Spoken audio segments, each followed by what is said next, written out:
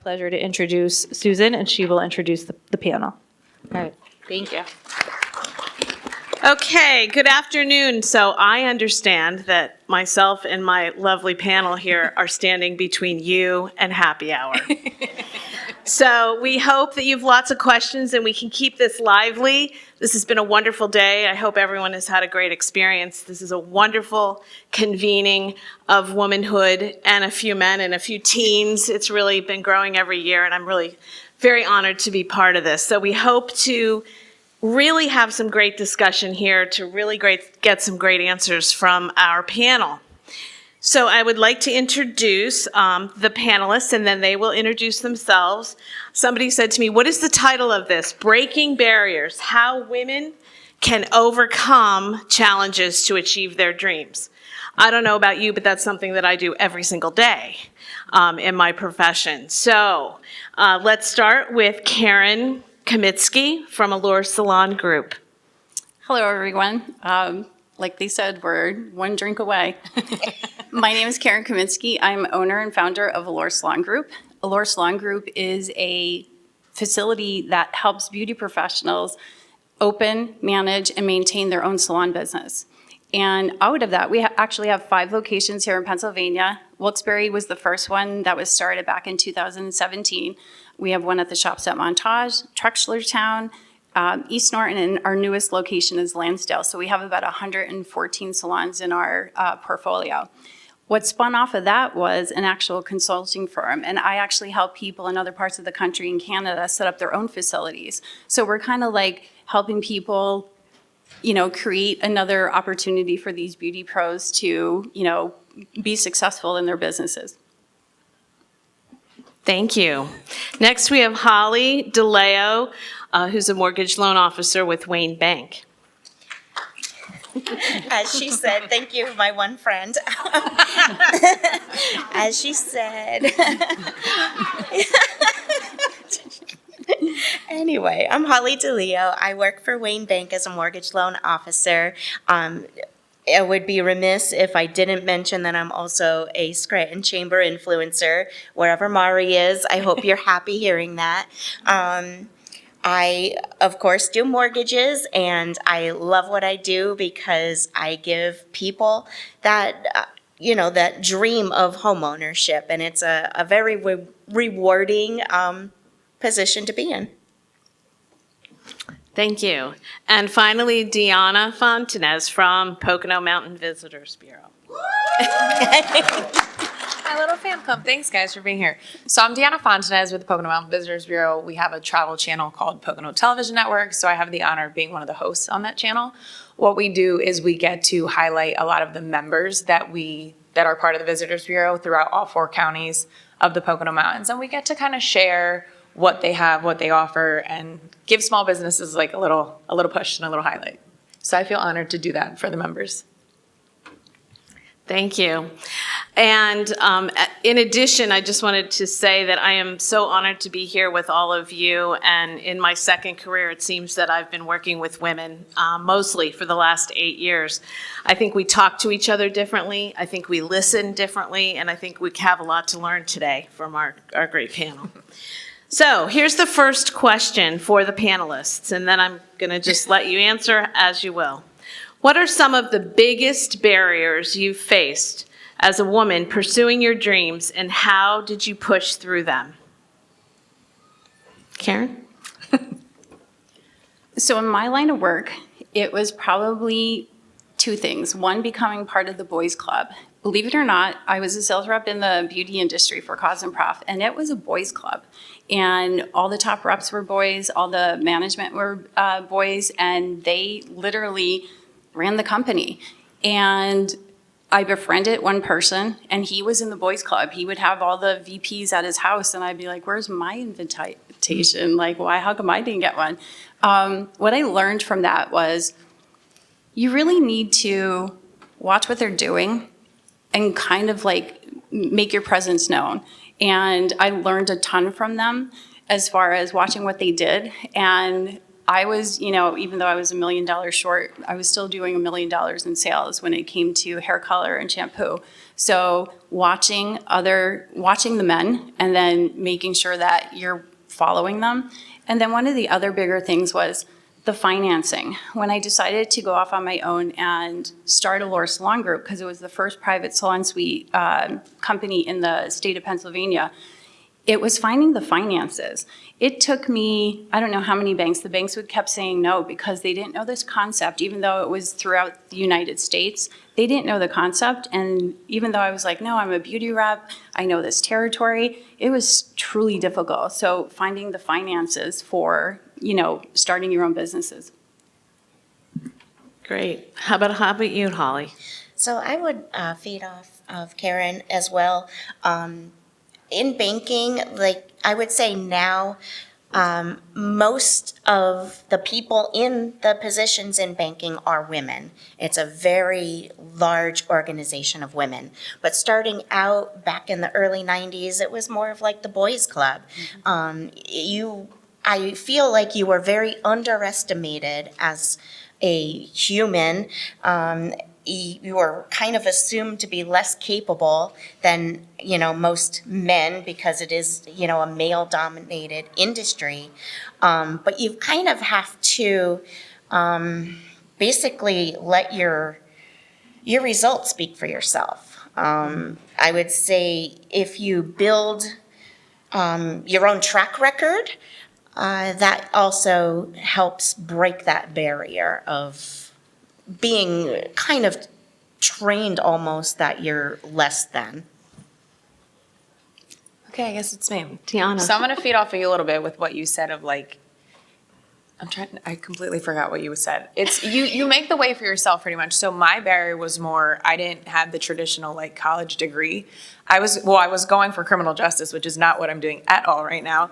But you go and you learn and you grow, and a lot of times it's not the degree, it's the experiences, it's you push yourself, it's you make that way for yourself and you prove yourself, and don't let anyone ever kind of stop you from getting to where you want to go because you don't have the degree like someone else or you don't have the experience like someone else. We all have different experiences that we've gone through or that you learn from. So it's, for me, you each had yours, that was mine. It's just trying to constantly have to prove yourself over something that you may have that someone else doesn't or vice versa kind of thing. Thanks. So my next question I'm going to answer first. What role has community mentorship or allyship played in helping you overcome obstacles and move forward? And everyone in this room has taken the first step because you're here today as part of a community where we can all help one another. So how about Holly? What role has community played for you? I would say having that sense of belonging and being with like-minded people, that you're kind of focusing on the same goal and building each other up, basically. Yeah, that's pretty much it. Sorry. It's okay. How about you, Deanna? So for me, I feel like community is very important. You should be aware of the circle that you surround yourself with. It's like if you want to succeed, find people that are also succeeding. If you are staying with people that are here, that's where you're going to stay. So it's always strive to be with like-minded women that are pushing you to grow. So Marlon is one of my mentors.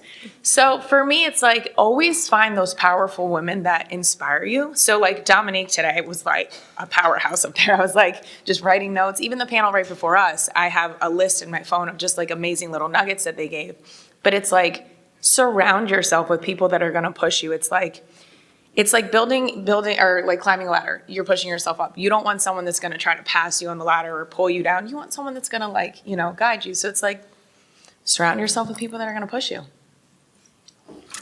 And my experience was a little bit different because I started off as a sales rep and then I became an owner and a founder. And then, I leveled up into the consulting world. And what I realized is every level you lose people and you gain people. And you have to be able to find those people. And as much as you don't want to say goodbye to a lot of, the people that you've met, You have to level up, and they have to level up with you, and you have to keep finding, because there's a saying that it's lonely at the top, and it is lonely at the top because not everybody is going where you're going. I feel like I'll just add to that because they said it in the last panel. It was not everyone is going to be happy for you and your success. So it's like 100%. you even the people in your life, you want them to cheer for you and you want them to like push you, but it's not going to happen. So you have to be okay with, like Karen said, losing those people and finding the ones that are going to be there and that are going to inspire you and push you and motivate you. I think that's really important because oftentimes you will have people say to you, why do you want to try that? It's too risky. And that's when you really need to have colleagues and friends and mentors around you saying, don't listen to that message. You know, you really have to have almost tunnel vision sometimes. So to follow up on that, in what ways, and everyone should think about this, can women shift from self-limiting beliefs like imposter syndrome to a mindset of empowerment and possibility? Karen? So the number one thing I've always learned, and I even tell my daughter, persistence. You have to stay persistent. If somebody says no, somebody's going to say yes eventually. And I learned that when I was trying to start Allure Salon Group. I went through 17 landlords. They all thought I was crazy. They were like, you want to do what? And I was like, well, I want to split them into mini salons. So your persistence, and never take no as an answer. And one of the other big things, and I say this in pretty much every time I speak, there is one book that has really been pivotal with everything I've done, and it's Everything is Figure Outable. You could figure out everything. And if you can't figure it out, you ask somebody. Ask somebody who's doing what you're doing. So persistence and figure it out is what's made me and gotten me to where I'm at today. Deanna? Okay. I was like, who is she going to pick next? So I feel like what Karen said, there's going to be a million no's, but there's always going to be that one yes. And you just never know at what point in your life that yes is going to come. So it's like you have to be your biggest advocate and you have to constantly fight.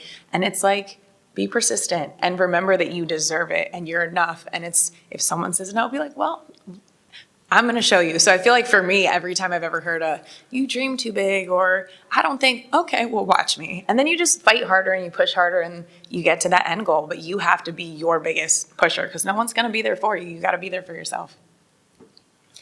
I agree, and basically that kind of goes hand in hand with what I, had thought of. It does have to start from within you. It doesn't start with anybody else. You have to be the one to be your own cheerleader and kind of reframe. We've heard that a few times today. Reframe your thoughts, that you're not good enough. You have to realize that nobody starts out anything with perfection. Perfection doesn't exist.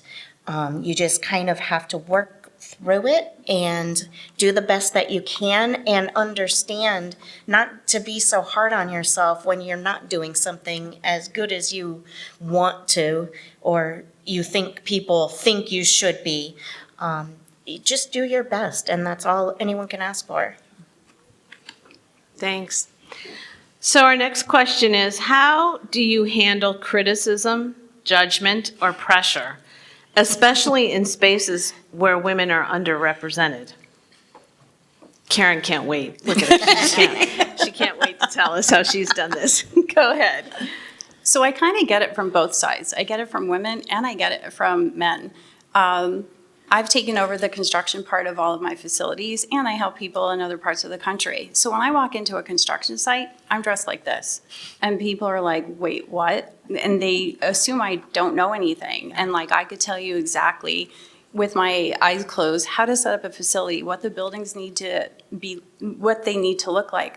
And then when it comes to the female part, I was in the beauty industry. And my success in the beauty industry as a sales rep was I looked the part. I would have salon owners that would say to me, oh, we saw somebody from the other one and they looked like a client coming in to get their hair done. And they're like, we always appreciate it from you that you look the part. So look the part and don't let people take that away from you. I learned that when somebody goes, oh, you're just overdressed. I'm like, no, I have a job and this is what I'm doing. Don't ever cower down to that. Always rise above and stay true to who you are. Back in the day, I was always told you can never be too overdressed. There is no such thing as overdressed. Okay, how about Holly? So I would say that there's two different kinds of criticism out there. There's constructive criticism, and then there's just people being people. They're not always friendly. They may put you down. I would say whatever you feel is not going to help you, is not constructive, throw it away, ignore it, don't take it personal. But if it's constructive, absolutely, hold on to that and use it for the good. I'm going to piggyback off both of you. So like Holly said, it's take what serves you. If it doesn't serve you, throw it away, like you said. And a lot of times when people criticize, it has nothing to do with you. It has a lot to do with them and their insecurities and what they're going through. And sometimes you just never know what someone's going through. So it's like, give people grace, give yourself grace. And then what Karen said, dress the part, dress for the job you want. Always present yourself in a way, you're your own brand. So whether you work for a business, a company, you own your own company, fine, great. But you are your own brand. So when people look at you and your business or your company, that's what you're representing. So always remember to like, always step with that positive foot forward. It's not like, oh, look good, I want to look pretty. It's like, that's what people are looking at. Like you said, they thought the person was a client and not an owner. So it's like you always want to just dress the part. Yeah. And the funny thing to that, just to add, when the contractors would see me walk in like sweatpants and a ponytail, they knew that I was mad and I was there to take names or I was there to clean. You know what I mean? So there's a role, but like they didn't take me serious. But then once they got to know me, like they would hear my shoes coming in and I didn't know. I thought it was my perfume because obviously these guys didn't really smell. So I'm like, how did they know I was in the building? And they heard the clicks on the concrete floors. So then I started keeping my sneakers in the car and I would sneak in and like you'd be surprised when you walk up upon contractors, like what they're doing. And they're like, oh, where did you come from? I'm like, yeah, I caught on. So. That's really great. I just want to add to that. My mom was in the healthcare industry for 40 years as director of nursing and administrator of Wesley Village. And she had 300 nurses. And she used to go to the facility at midnight and go in the back door to check on the third shift. And the staff tells me now she's a resident there, we'd hear her heels coming, click, click, click, click, click, click. And they would call from each department and say, Elvis is in the building. That's great. I think I got that. I don't think they called me Elvis. My mom's 84, so it was a while ago. Okay, what advice can you give to us, to women who feel torn between personal responsibilities and professional ambitions? How about Holly? I feel like you could do both. You just have to know how to balance everything. And that's what everything comes down to in life is balance. You don't have to give up your dreams. And you could make it work simultaneously. I think I had the luxury. I had my children when I was in my 20s. So like I always knew I was going to do something, have a business, do something. I didn't know what that was at the time. And I was able to stay home with my kids, raise my kids. I started as a sales rep, so it gave me the flexibility to, come and go and see my clients and still make great money. And now that my children are, in their 20s, now I'm like, it's game on. I have a business to build and eventually, they're part of it. I would say same balance, but also prioritize. So to me, family is very important as well, but my career is very important as well. So I say it, so I have to practice what I preach because I struggle sometimes with that balance of, hey, work will always kind of figure itself out and be there, but those moments, those memories, like you can't get those back. So it's like prioritize if your family's important to you, if moments with friends or if just self-care is important to you, like make that time, schedule it for yourself and I'm telling myself this right now as well. But yeah, the balance, it's like find that, don't let one, like on a scale, don't let one be higher than the other. Try to have it be like this all the time. Even if one week it's like this, okay, next week we're going to do this. So I would say just balance and prioritize. I think holding yourself accountable, Yeah. but also realizing that it's not always the same. I think that's what you were Yeah. just saying. You know, I worked full-time when I was raising my kids, and it was always like you said, the moments that matter, but you have to give yourself some grace too. You know, it's not always going to be 100% work and 100% personal life. And I think as we age, we realize that you can have it all. Maybe it's just not all at the same time. That's a good one. Okay, can you share a moment when you felt like giving up and what kept you going? How much time do we have? Go ahead, Deanna. No, I just feel like as women, and I'm sure all of us here are different ages, different decades of our lives, it's you just go through different things. It's a journey. It's not a destination. Life, success, career, it's constant. It's up, ebbs and flows. So I think there's not one pivotal moment that I'm like, this moment. There's been plenty of times where I was like, I'm about to throw in the towel. Or there's so many no's. Why am I doing this to myself? Why am I like putting myself through this like scrutiny and criticism? And I'm like, you know what? Then you have to kind of smack yourself in the face and like kind of say, no, I deserve what I want. I'm not going to let anyone tell me otherwise. And then you kind of just fight for it. You push yourself, and there's going to be those no's. There's going to be those days where you feel super down and like, you know, but you just got to pick yourself back up. I don't know. Yeah. Okay, you Holly. Well, about, let's see, 14 years ago, I found myself being a single parent. I really, truly wanted to give up on everything. It was a very difficult time. I had a teenage daughter. I wanted to do the best for her. I wanted to give up literally on everything, but I realized that I'm still a mom. I still need to be there. I still need to be an example. And that's the biggest thing is, you know, I've had multiple jobs throughout my life at the same time, typically 2-3 jobs. It's just something that is ingrained in me. I kind of feel weird when I don't have more than one job. But I think that example that you show, especially, you know, your struggling child in life, kind of pushes you up. It builds you up as well as building them up as well. So never give up on your dreams, even if you don't know what they are. Because I'll tell you, I was very confused and didn't know which end was up or where I wanted to go. But you get in that groove and you just focus on what you want and what you want to be for the people around you. So I think giving up is when it's not so much the no's, because you know you're going to find the yeses. It's when you have the complaining from people, whether it's your kids, your spouse, your tenants, your, you know, employees. It's that drags you down, but then it's that next person who comes up to you and says, I got 18 new clients since I moved into Allure, or I just bought my first car because I was able to work here and you were flexible. Or you have your, you know, your spouse saying like, oh, you seem happier.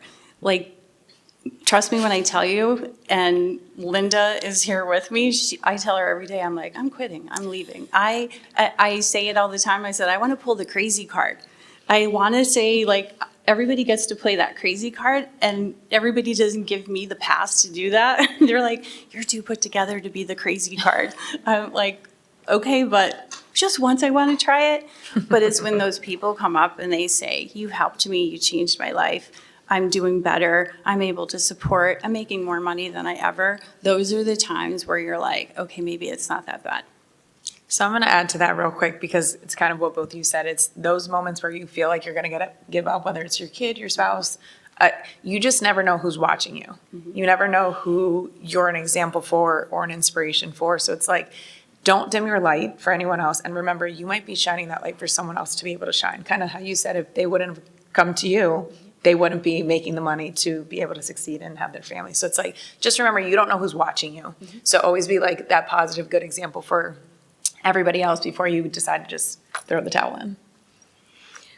If I can add to that, I think for me, and maybe something you want to take away, is finding out your why. Why do you do what you do in your profession? And reminding yourself what that why is, so that when you have these times, you can remember. And I want to give you a great example. You all know that the stock market has been insane for the last 2 months, and it's been really stressful. And I had a client 2 days ago who I've worked with now for 2 years, who was so nervous about retiring, so nervous about having enough money, what she was going to do. And I called her earlier this week, and I was just like waiting to hear, oh my God, the sky is falling. And I didn't. I heard her say to me, you promised me that you would work with me so that I didn't worry anymore. And I think about my money and my finances in a completely different way now because of you.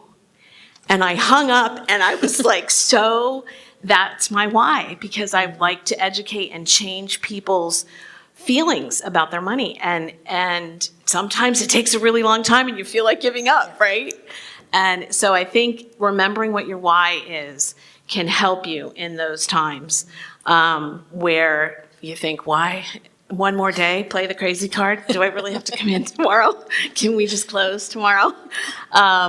So thank you all for that. Okay, we have one more final question, then we really do want to take some questions from the audience because we've got some time here. What are some actionable steps women can take today to start breaking through the barriers in front of them, no matter where they are in their journey? Deanna. Oh, I was like, don't look at me. But you looked at me. No, I know. I would say, kind of earlier how I said, you're enough and you deserve it, but look at your why, look at your goal, look at where you want to go, and kind of just like really push yourself. I mean, I don't know. Let me ponder on this one a little bit. You go next. You have to, for me, my journey, like, I wanted to go to beauty school when I was in high school. My dad was like, absolutely no way. He was like, you're going to college. And like to this day, like that was the best thing I ever did, because then I still went back to beauty school. And then you just follow your path. I think everybody is kind of ingrained with, oh, I went to school to be an accountant. I have to be an accountant my whole life. Mm-hmm. You know, I was in advertising, and here I went from advertising to a nail tech to a salon rep to a, you know, facility owner to a contractor. So like, who would have known any of that? So I think, you know what I mean? Go with the flow is probably one of the biggest things. And when doors open, they're meant to be opened, but when they close, don't try to open them. All right, my thought came back before I lose it again. Just remember that your plan is not always how you plan it. And everything comes at the time that it's supposed to. So if you had a plan in your 20s and now you're in your 30s or your 40s and you're like, well, what happened to that plan or that prayer or that wish I had?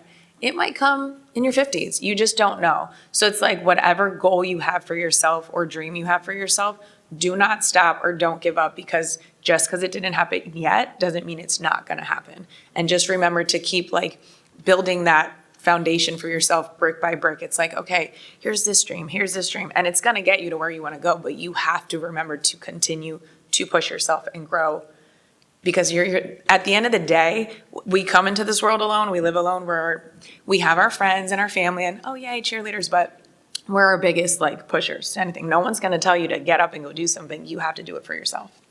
Absolutely. And I would say in order to achieve those, one of the things I would suggest is not only having goals, but writing them down.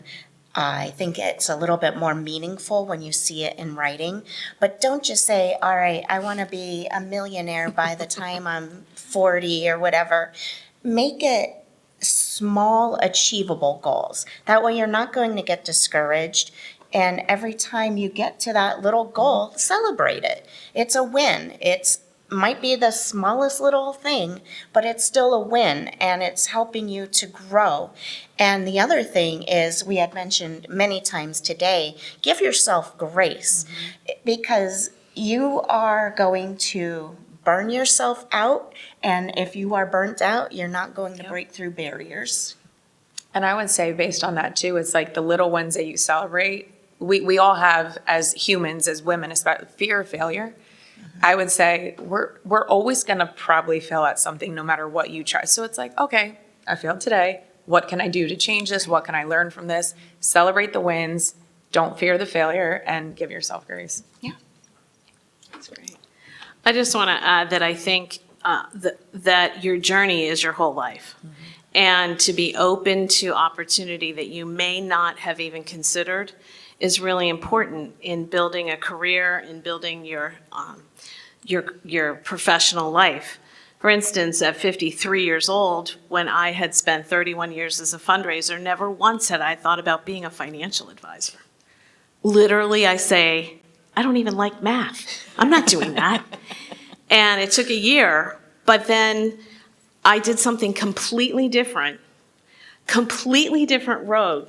But I didn't realize that I had been talking to people about their money for my whole life and what the importance was to them and what they wanted for their families. And that has led me to a career that I think this was what I was always supposed to do. And so you talked about 50s, I want to talk about 60s.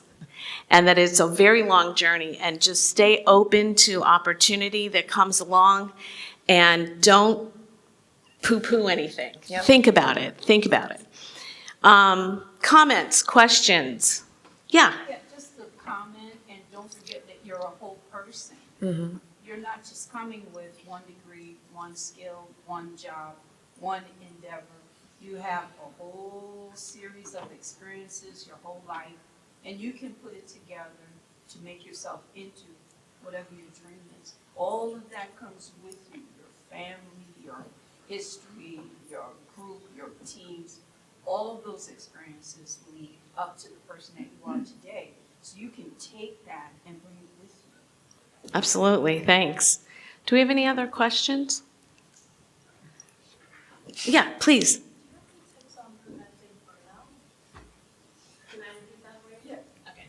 So do we have any tips on avoiding or dealing with burnout?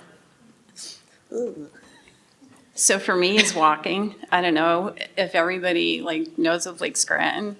I blow through there every morning. I'm with the old men's club. So I went from the boys club to the old men's club. There's probably 8 of them. They're like, morning, morning. I'm like, hi, how are you? So I walk. That's the best way. And there's probably a book that I would recommend. It's called The Untethered Soul by Michael Singer. And it talks about the chatter in your head and how it's not you. You're the one listening to the chatter. I recommend that book because then when you go on these walks or whatever you do to, de-stress, you'll see that you get a clearer mind. So great book, The Untethered Soul by Michael Singer. Anybody else want to comment? I golf. I was just going to say, find something, for me, I'm sure we all have found those moments where we felt burnt out. Find something you love to do, whether it's movement in your body or just something that gives you joy. I started doing a line dancing class with my cousin's wives, and it's been so fun. Or take a pottery class, go to a yoga class, do something. I love photography. It's if something sparks that little light in you, go do that and make sure you schedule that for yourself. You schedule meetings, schedule a meeting with yourself to go do that one little thing that brings you joy. And I feel like that will slowly help, or meditation, breathing, those little, take 5 minutes and then keep it going. Yeah. I cook. As you can tell, I cook and I drink wine. Okay, we have 3 questions here. Great. What is your biggest challenge when opening a business? Karen? It's typically money, finding the right place and money, because it used to surprise me how people would, or banks, and just in case you're from a bank, they would give hundreds of thousands of dollars to a bank, to a restaurant that's going that, statistics say that, they have 3 years, But then here I am coming to them saying, hey, listen, I want to build this $1 million facility, and this is what the rent roll is going to be, and this is going to provide all these new businesses and people. And they would look at me and go, no. And I'm like, but you're going to give this? They're like, yeah, well, we could sell the refrigerators afterwards. I was like, what? And so that was always the biggest challenge. And it's funny now because I just recently went forward to expand my consulting business. And the person who's been helping me this whole time was Kevin Messett. And he called me, he goes, hey, you were pre-approved. I'm like, wait a second. I didn't have to give a body part. I didn't have to give my blood type. I didn't have to jump through a fiery hoop. I said, you're kidding me. How did that happen? And he goes, you qualified. He goes, you've been doing this. He's like, you check all the boxes. He's like, you finally, I'm like, I made it? I'm like, wow, I made it. So trying to find money was the hardest part of getting started. Okay, how do you balance competing priorities while finding time for yourself? I think you just mentioned scheduling it like a meeting, but anything else? I think it's just, prioritizing and making time, because we all need some time to ourselves in whatever capacity, even if it's 5 minutes a day. You really need to make that time for yourself. Otherwise, you're not going to be good for yourself or anybody around you. Disconnecting. Like I said, I just started my business. I ran out of my house and I just took over office space. In fact, it was the old Paper Magic, the office space that I'm taking over. I'm so excited. I'm taking over that space because I needed to get my business out of my house so that when I go home, I'm home and I'm not, oh, well, let me just answer that email and 4 hours later. So disconnecting yourself from your business and, bringing people back and not being remote anymore. I think being remote really changed everyone. And, again, not being remote and breaking away from your office and your home life. And I would say always keeping your cup full. It's like we were saying, take time, prioritize schedule, but it's, if you don't fill your own cup, how can you fill someone else's, or how can you, so if you're completely empty, there's nothing left to give to your job, your family, anything. So I would say, disconnect, take the time, and just fill your cup, whatever that looks like for each one of you. I would say that. And finally, any recommendations for breaking through the good old boys club in a male-dominated workplace? Yeah, watch what they do and do it better. I would say, yeah, I agree, because a lot of times it's like you're looked, oh, you're just a little girl. And it's like, well, no, because it's like a lot of times they're intimidated by you. So they're like, this is more, well, I don't want her to look better than me. Because a lot of times, listen, we're all human. We all have different ideas and we all have different strengths, and we were given those strengths for a reason. So it's like, even if they're here, you can also be here. Don't ever think that if it's a male-dominated position that you can't be on that same level. Kind of like you. You have a lot of men in your business, but you're right there with the big dogs. So, How about you, Holly? I would say Deanna hit on it earlier today, that, oh my goodness, I totally lost my train of thought now. It happens. It happens. I'm like, she said something really good. It's the microphone in front of you that just sucks the thought out of your head. Yeah. When someone says you can't do it, Oh, there we go. That's right. you say, watch me. And I love that. And I'm kind of a brat like that too. It's like, all right, you said I can't do this. Well, I'm going to prove you wrong. So. Yeah, because I feel like a lot of time, I mean, for me, and I'm sure all of you have experiences, it's like, oh, sweetie, you dream too big, or, Yeah. but it's like, because you're scared of that, I should be too. It's like, no, that's my dream. So you work towards it and don't ever let someone else shut your dream down. When you had landlords actually going to you, oh, so you're the crazy one they were talking about. What? And then they didn't know my name, but they knew that I lived like in Moscow at the time. I'm like, what? What do you mean? I was like, yeah, well, I'm gonna have these. Like, my goal was 20 locations, and then I opened up 5 of them, and then the consulting part. So technically I have over 20 locations. They're just in other parts of the country. And yeah, never take no for an answer and watch what they do and do it better. I'm thinking back to when I was the only woman on the senior management team at WVIA for TV and radio. And I think what I did then, and I was a lot younger, is I just never considered that I was the only woman in the room. I was a thinking strategist, professional. I never even thought about it.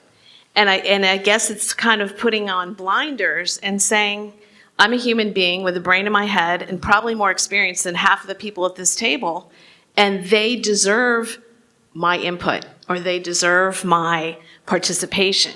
And I think that's what I did. You know, whether that was smart or not, I don't know, but I was like, here I am and I got a job to do. And so thank you, everybody. Any other questions or comments? We have like 5 minutes. Yeah. Question for you. What do you tell, my husband's actually just started a new salon. Run. I'm not like that, but I'm just curious what you tell new salon owners, like the most, important piece of advice, or anyone that's starting a new business, not necessarily a salon. Like what's the key piece of advice to be successful or start that path to success? Hold people accountable, first and foremost. In the beauty industry, it's shifting so much to being individualized, and you kind of have to have that ebb and flow. Like Linda works with Allure Salon Group now, and she has a salon, and we were just talking about this at lunch. You have to give these beauty pros accountability, but you also have to give them the flexibility, because a lot of the people who are in the beauty industry are single moms that need to, be with their kids or pick them up from daycare. But hold them accountable and work with them. Anything else? We have like 1 minute. Well, I think for the last session of the day, this was pretty good. I hope you all enjoyed it. I hope you take something home with you from this whole experience today. And definitely a very important part of being here today is staying in touch with the women that you met today. I can't imagine that anybody that you met today you would call to connect with or ask a question. This is the network that helps us all be successful. So thank you very much.